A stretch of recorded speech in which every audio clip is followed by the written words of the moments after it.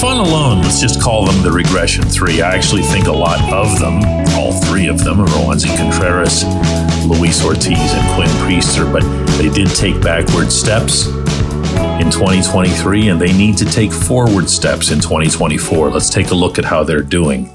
Good morning to you. Good Wednesday morning. I'm Dejan Kovacevic of DK Pittsburgh Sports, and this is Daily Shot of Pirates. It comes your way bright and early every weekday. If you're into football and or hockey, I also offer daily shots of Steelers and Penguins in the same place that you found this.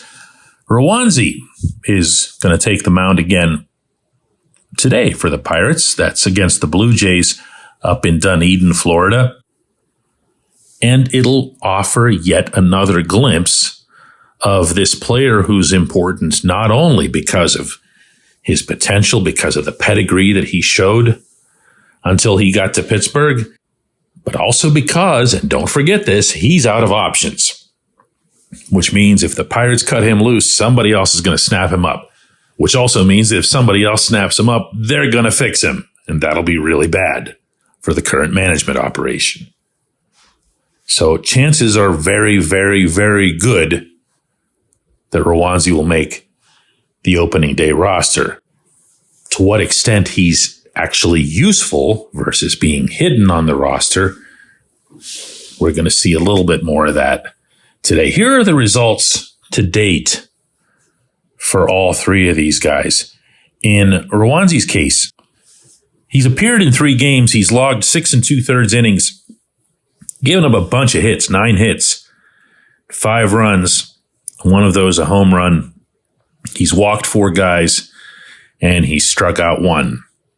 That's not exciting. That's not encouraging. Not in terms of command or outcomes. However, he has thrown harder. He has gotten his fastball velocity back up to a range, meaning around 96 miles an hour, where you can make a comfortable case for his arm being back. That's good. That's been the storyline about him for a couple of years now. But along with that, and not nearly as discussed, Rowan hasn't gotten outs with his other pitches. He kind of uses those other pitches as, I don't know, what's a good way to put this, buying himself time to throw other pitches. They're not pitches that are conceived or delivered with conviction. That's pitching coach talk. They want to see you throw a pitch with conviction. They want to see you believing in it, or they don't want you to use it at all. And right now, when Rowan goes to his off speed, it's just, you can just tell it's not there. We'll see, again, a little bit more today, and maybe he'll take another step. Ortiz has been probably one of the more pleasant surprises of this spring training. Not that he really should surprise. He's somebody who's capable of throwing 98-mile-an-hour sinkers. His sinker in a given game can out-velocity his four-seamer, which is nuts.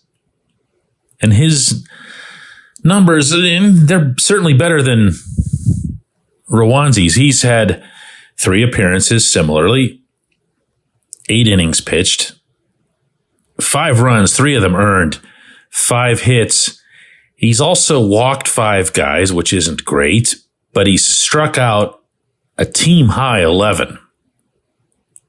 And opponents are batting 179 off of him. So he's been out there a lot, and he's missed a lot of bats, and he's busted a few as well. That's what you want from him. He is a power pitcher. He needs to pitch like a power pitcher. He's also got other really good stuff too. It's not just the heat. His slider can be an out pitch for him. I've been very happy with what Ortiz has done to date. But I'm also here to tell you that 8 innings isn't going to convince anybody of anything. Finally, we come to Quinn Priester, who, if you're a longtime listener of this program, drives me nuts because he will do one thing first time through an order, and you will be convinced that you are seeing something special. Second time through the order, boom, boom, boom, boom, boom. And sure enough, that's how his most recent start went. He looked like a Greg Maddux through the first few batters with all the different varieties of pitches, all the different mixes and combinations that he'll use, meaning the order in which they get thrown. And you're thinking, wow, there's just not going to be an answer for him. And if there is, it's not going to be very quick. And then it is.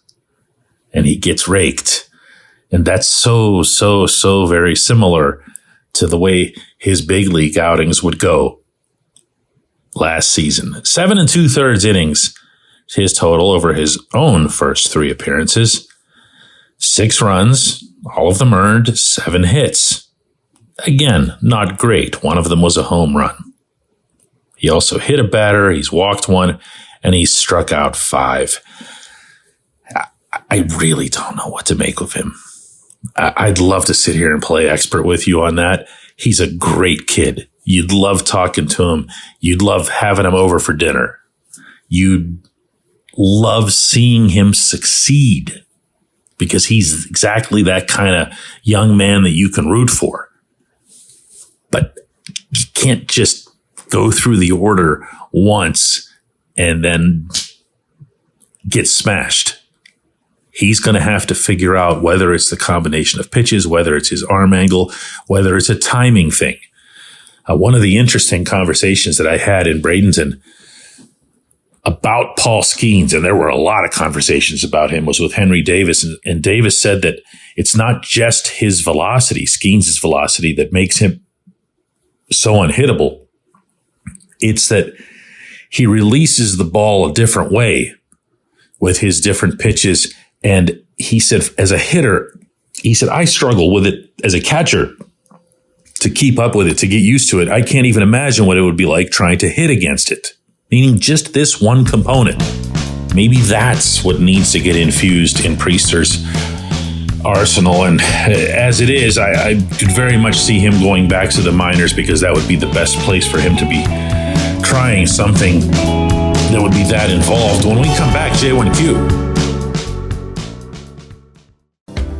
This portion of Daily Shot of Pirates is brought to you by our friends at North Shore Tavern that's directly across Federal Street from PNC Park. It's home of Steak on a Stone, an eating experience, underscoring the word experience.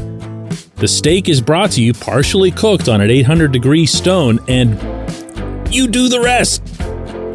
It's a ton of fun, it's a great meal, and it's a baseball atmosphere like no other in Pittsburgh. North Shore Tavern, right across Federal Street from PNC Park.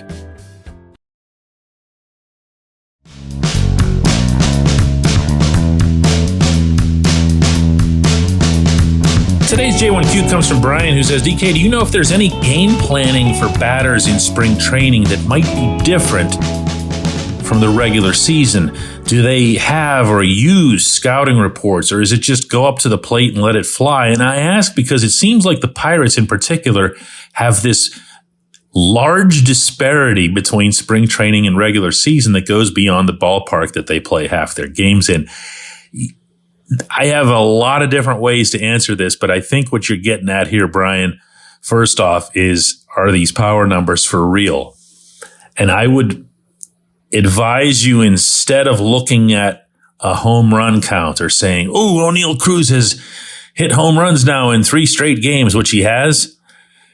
And instead of counting up their totals and you see Cruz now has 4, or Henry Davis has 4, Brian Hayes and Brian Reynolds and Kanan Smith-Njigba, who just got sent back yesterday, all have 3. Instead of doing that, and this is obviously a lot more complicated, but check exit velocities, check how hard they're hitting the ball.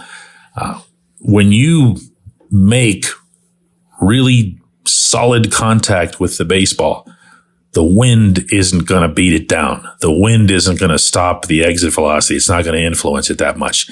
The wind will, however, carry a really high pop fly out of Lecom Park. I've only seen it a million times. So No, the answer to your first question, there's not any scheming. As the spring goes on, as they get deeper, especially when you get into the final week or a starting pitcher's final turn, there's still not going to be an emphasis on scheming for the sake of scheming. It's going to be more about scheming just so that you and your battery mate and your pitching coach can get into the habit of setting up a plan and executing a plan. Do you follow me on that? It's more about, let's just get back into the process. They're still not worried about getting out that specific hitter for the sake of getting out that specific hitter. So no, it doesn't happen. So a hitter can come up who's a, straight fastball hitter, who's famous for it, a star. And you're just not going to care as a pitcher or really as a team. What you're up there to do is to follow whatever the mission happens to be for that day. So what gets talked about in the morning, and these pitchers will reference this all the time, is I just need to really let it go today. I need to get my four-seamer up to a certain velocity. Or in the case of someone like Mitch Keller this spring, Mitch is going to make the team. He knows that. But what he wants to do is make sure that he has a certain program that he follows through the spring that helps him be best prepared for March 28th in Miami. So one of the interesting things that Mitch has done is he's taken something off his fastball. He's thrown a little lighter, but he's working on pinpointing it.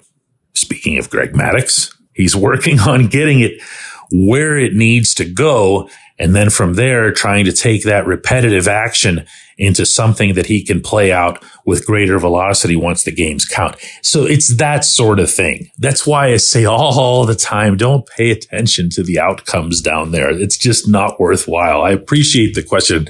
I appreciate everybody listening to Daily Shot of Pirates. And if you do go to Bradenton and you go to a spring training game at Lecom Park, don't let your fun be influenced in one direction or other by what you see. It's just a good time. That's all.